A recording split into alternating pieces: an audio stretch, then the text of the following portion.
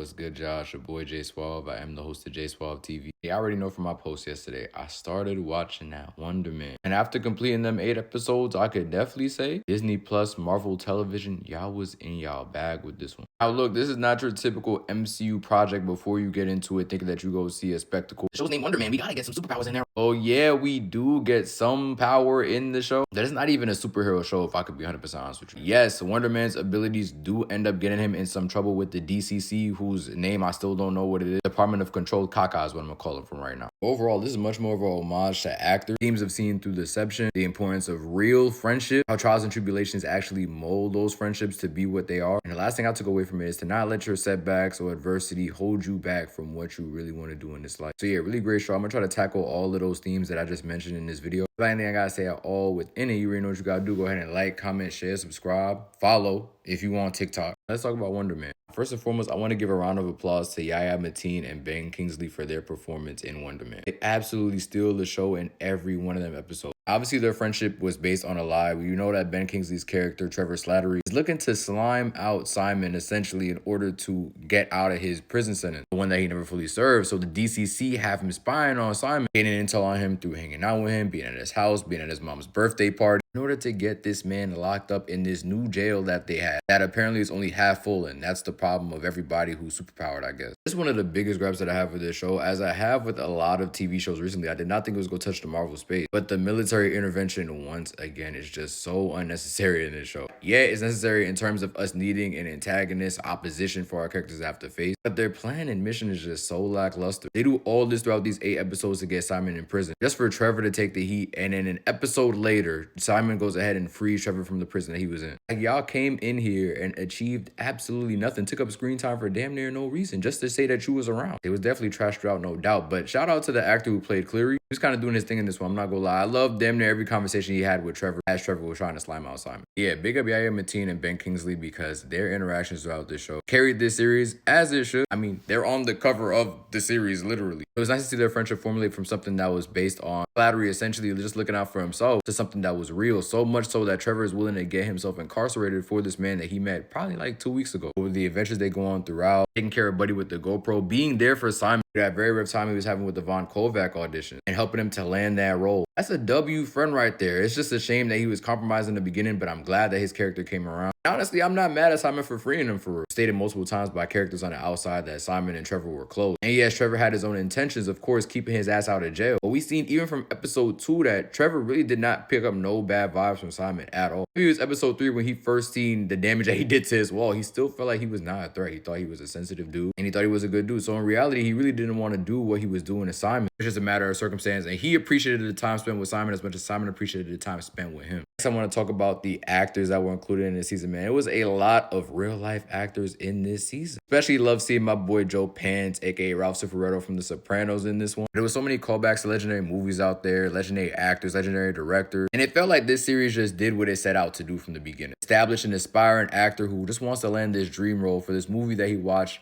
all the way back with his pop. The last remaining memory that he really has with his pops before Lord knows what happened to him. He wants his role so bad, and he's willing to go to these different places in order to lock in to really get it. See, in the beginning, he's a very stubborn character who thinks he knows everything, which ends up losing him a few roles, in American Horror Story included. Shout out to American Horror Story call out in this series too. I might gotta get back on that, no lie. I'm about 8 seasons behind on that shit. Y'all think it's worth me getting into? Let me know in the comments. But once he meets Trevor, he's willing to take on his mentorship knowing who Trevor is in the industry. Trevor's actually helping him with his self-tape with the auditions at Von Kovac's house. He wants to see the brother succeed, and it was so great to see him in that role by the end of the series, becoming the Wonder Man character. A few other things I liked about this series: shout out all my Zols, the Haitian inclusion was definitely welcomed. I did not expect to see that in this series, but you know, I like. As a Haitian man myself, I was buying everything going on. Good stuff, y'all. Remember, man, what y'all did there unpeeled. More things I wish we could have got a bit more of was Simon's relationship with his pop. You could definitely argue that his pops was his only real friend in his life, so I really wanted a whole episode where we just kind of fleshed out on just them two and what led to his father's demise. But the show still does a great job capturing his relationship with his father nonetheless. I also wish we got to see a little bit more of him falling off of that bike and maybe that channeling his power some way, somehow. At the same time, I do like the fact that the show didn't focus too much on his powers. catered more to Simon's personality and his character. His character was looked down upon by even members of his family for being very misunderstood. His cousins talking down at him in his face in Creole, which if you a Haitian person, you've been there with somebody trying to talk down on you, you tell them, you know I understand what you're trying to say, right? At least I've been there. I don't know. You leave in the comments if you've been there yourself. Then you even got Trevor going around interviewing the family and they're saying, you know, I've always liked his brother more than him. It's like, damn, if you ever even try to understand what Simon is going through. The only person who's really pulling for him throughout all this is his mother. And you already know a mother's love is unconditional. I definitely love seeing the family get back together by the end though, for sure. Especially Simon and his brother Eric. I also really love the doorman episode and how it tied into Simon's fear of his powers being exposed because of this doorman clause. Doorman's a character who some way somehow managed to gain the ability to insert people into his torso as like a portal. I do want to talk about the doorman episode and the doorman character himself in more detail in another video, but just know that this is a very tragic character. Absolutely love what they did with him, exemplifying that 15 seconds of fame effect in Hollywood so effortlessly, showing the downfall of a man who just wanted to live a regular life until things literally turned for him, putting him in a position he had no business being in. Yeah, man, I really did love this series of the first watch. I'm gonna give it an 8.3 out of 10. I think that Simon and Trevor's relationship absolutely steals the show. I'm looking forward to seeing Simon in a future MCU project. People are saying he might feature in Avengers Doomsday. I personally don't like that idea, but I'll talk about why in another video before the movie drops. I mean, I got like 11 months before that happens. But y'all leave in the comments, what did you think about Wonder Man? I'm seeing mostly positive reviews. Leave your thoughts down below. But as always, I'll be your host, Jay Suave. I hope you've been entertained, and we go talk soon. Peace out.